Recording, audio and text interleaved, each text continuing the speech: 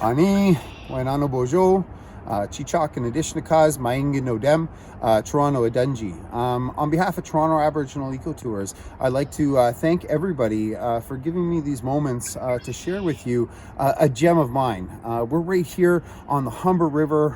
As you can look around and you'll be able to experience so much beauty that's right here in Toronto. And so my name is Alan Colley. I run Toronto Aboriginal Eco Tours. My mission is to bring people out into nature and with doing so connecting in a really meaningful way, because there's so many beautiful relations that we can have right here, just right in the city. You know, a lot of people I think that nature is way far away, but right here, if you take a moment, you just look out,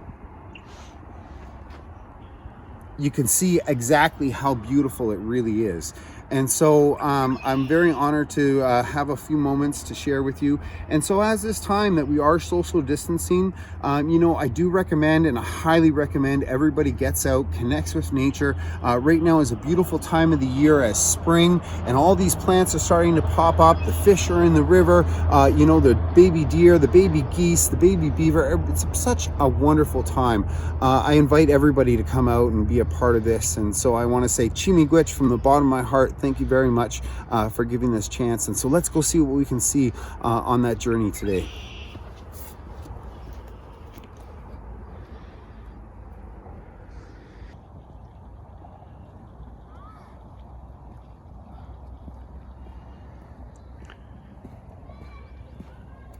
So here we are at my first spot on the Humber River.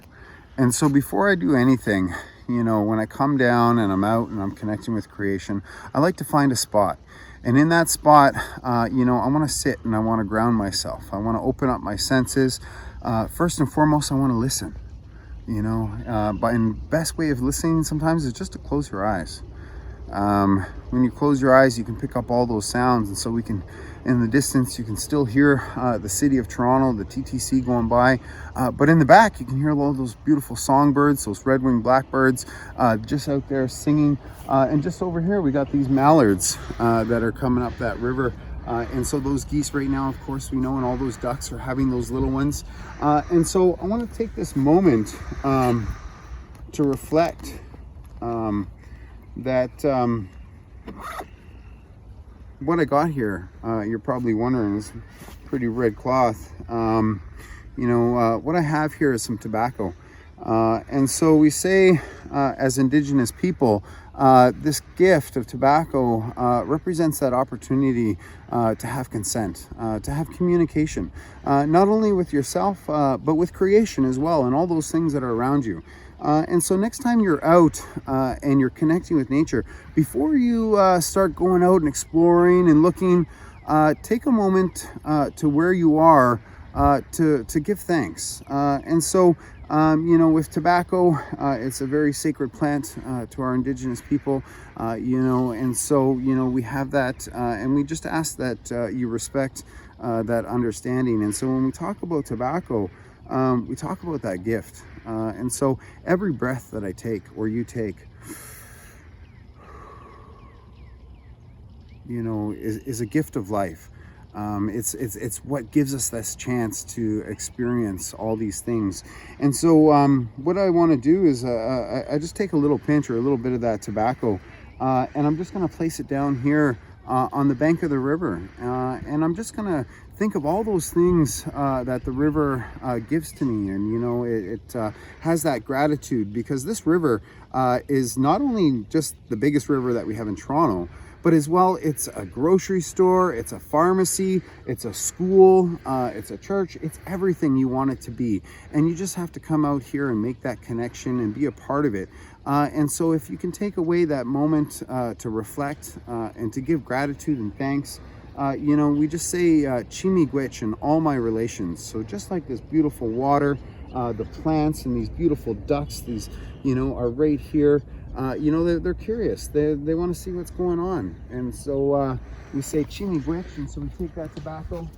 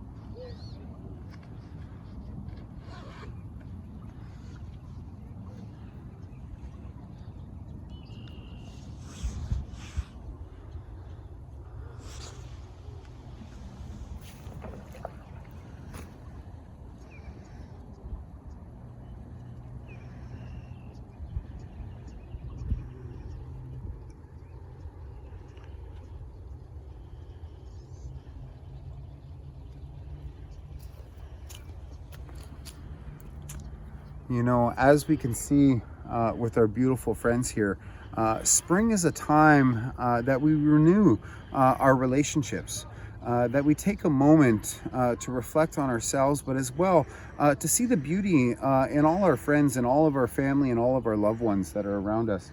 You know, these ducks, you know, are here, and of course, like this male and this female here, they're going to bring in that next generation. You know, they're giving that space. And as we can see the bond between these two males, these two mallards, in that relationship, that in creation, there's such a diversity. You know, when we really look at the beauty that creation made, there's no limits and no boundaries. And so as ourselves, as long as you take that time to take care of yourself and take care of the ones around you, let's build those nests. Let's sing those songs, and you know, let's enjoy life, because really we say it is an opportunity to celebrate. And so the Humber River is a space to doing that. Come out with you know, your old ones, your young ones, your partners. Bring everybody and enjoy what we have in creation, because the more we do, the more we're going to appreciate it.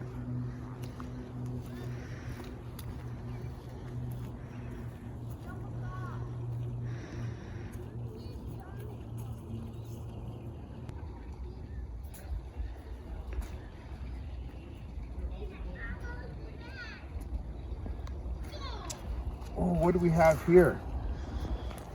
Beautiful. You know, right in Toronto, you can find so many amazing plants. You know, Toronto really has such a diversity of plants that come from all around the world.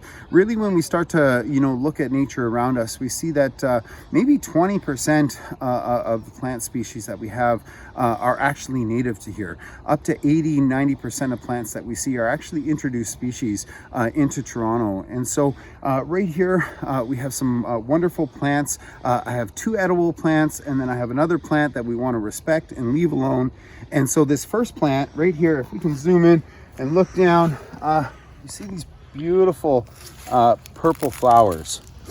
And so, you know, in the springtime of the year, they begin showing up in a lot in our ways, and so often you might see them in your garden. These are violets. And so, you know, violets are actually edible. And so, of course, when we're out here, I wouldn't eat too many of them. But you know, as a nice little snack, you know, if for the kids or even yourself, you can take them, put them in a salad as a topping, as they're just that nice, wonderful, full, refreshing, natural ingredient. And so over here, if we look, we can start to see all of these white flowers. And so this plant here is garlic mustard. It's actually one of the most invasive plants in Toronto. And so when I mean invasive, there's not many predators, none of the, you know, native animals. We don't have the deer like we used to and stuff like that to graze on them. And so garlic mustard's taking over. And as you can see, this patch here with all these dotted white flowers, it really has an impact. And so, you know, what you can do with you and your family, if you find a patch of garlic mustard, is you can pull them and just uproot them right out of the ground like that. And so once you've done that and you've uprooted those garlic mustard, and so if you can get them before they come to seed, you really do a wonderful job, because once these go to seed and that seed drops, you know for sure next year there's going to be garlic mustard. And so now that I've pulled it, if you want, you can eat it. And so it's called garlic mustard. Tastes like garlic. Has a garlicky taste. It is a bitter. It's a really rich green, so it's really good for your digestion. And so you see these pretty white flowers. And so if you find a patch that has gone to seed, you can actually harvest that wild seed on top and make your own mustard. And so if you do enjoy like a Dijon or something like that, you can make your own wild mustards. And so in Toronto, there are tons of mustard seeds or mustard plants that grow around.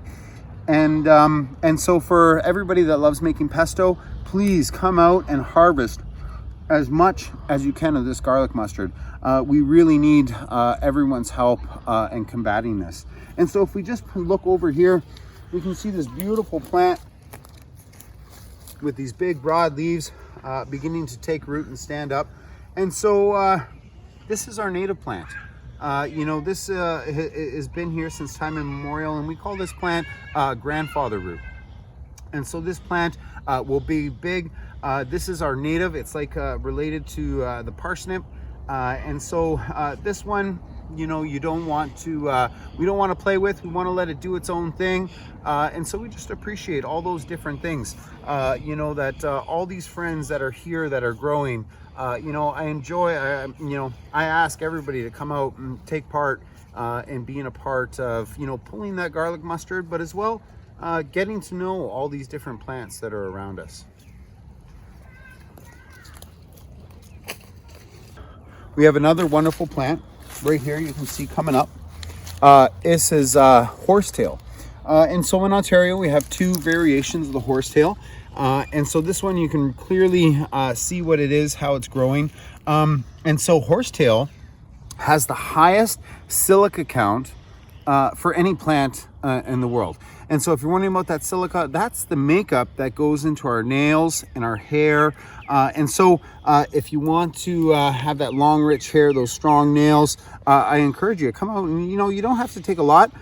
We just take a little bit, and that's all you need. And so another thing you can do is you can take this and make a tea from it, or you could save it if you want to get into, you know, it has that rough texture as a scrub brush, as well as a natural plant. But you'd want to wait until the fall time to use them when they harden up. But you know, it's a really great also snack that if you want that hair and that beard to grow well, or any hair, enjoy that horsetail. Oh, what do I got here? Just come up right here in the spring. Right now, this is really young, often hard to identify, but this is your best friend of the forest. This is what we call jewel weed or touch me not.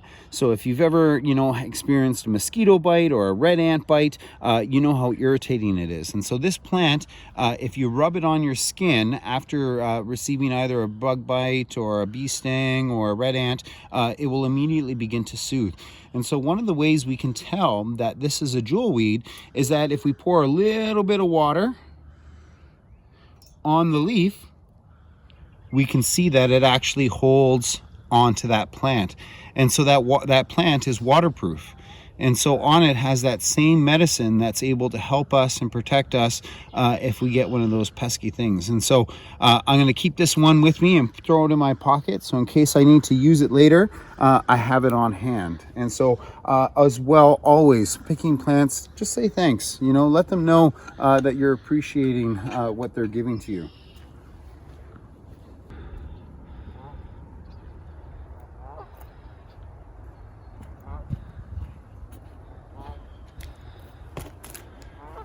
As we're here now at the Kings Mill Bridge, I'd like to take a moment for everybody to reflect on when was the last time you caught a fish?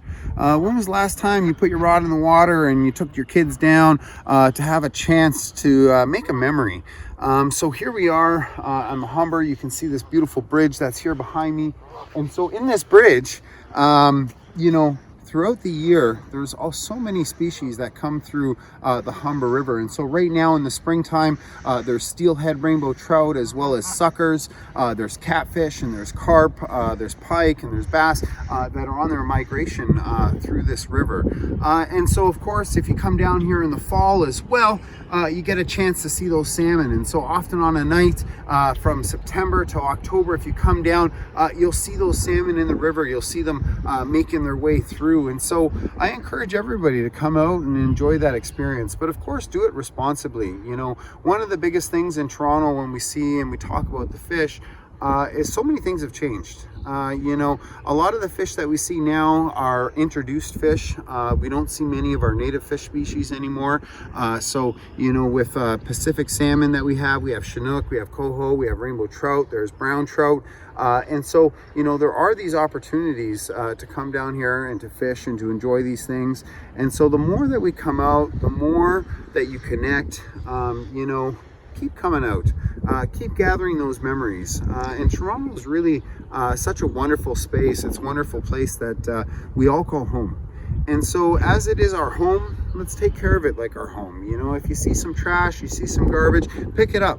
Don't just throw it away. You know, over here we can see a blue box that's right there on the shore because somebody decided, hey, let's throw it in the river. But that those kind of things don't belong in the river. And so I please ask, you know, in that good way from my heart, that we can respect and enjoy the gifts that we have. So if you haven't, learn about the fish. You learn about the fishing. You can get your license. You know, join a club or whatnot. But I encourage everybody to have that relationship. You know, in whatever way it means. And so the Humber is a great learning opportunity all year round. It doesn't matter unless you are here in the middle of February when all this is covered in ice and it's all broken up and whatnot. And so encourage, come out, have fun, bring the kids, the family, the old ones. And so let's move on to our next spot. So here we are, you know, in a very special spot. As Indigenous people in Toronto, you know, have history. It goes back in time immemorial. We ourselves have been very disconnected from the land. And so it's really nice over the last years, many years, our community has been able to start getting together and start making places again on the river system for different teachings and different things. And so right here we have a Three Sisters mound. So last year our community got together and they wanted to grow these Three Sisters. And so a huge shout out to Josh Tremblay for the work that he's doing and bringing back these corns, the beans, and the squash. And of course, you know, we want everybody to be able to have that chance to experience. And so if you're down and you see something happening, maybe you see there's a fire because there's a full moon ceremony or whatnot, stop by and say hello, introduce yourself in that good way. And often, you know, we want to just be able to share and have this chance to learn and be a part of these things. And so I encourage everybody, come out and keep an eye, and you know, hopefully soon we'll be out planting on this next full moon and bringing back those corn, beans, and squash that once were so plentiful within this valley and within this area that we call Toronto, we call our home.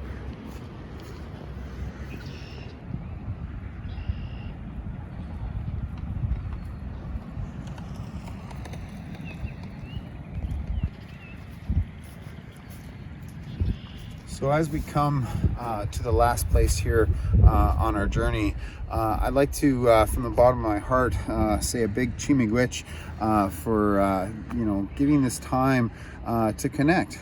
Even though it is virtual and this is online, you'll be watching a video, you know, nature's here. And it's just waiting for us to come out and waiting for us to connect. And really, there's so much learning, there's so much experience, there's so much love that this valley, this river system, and all across Toronto has.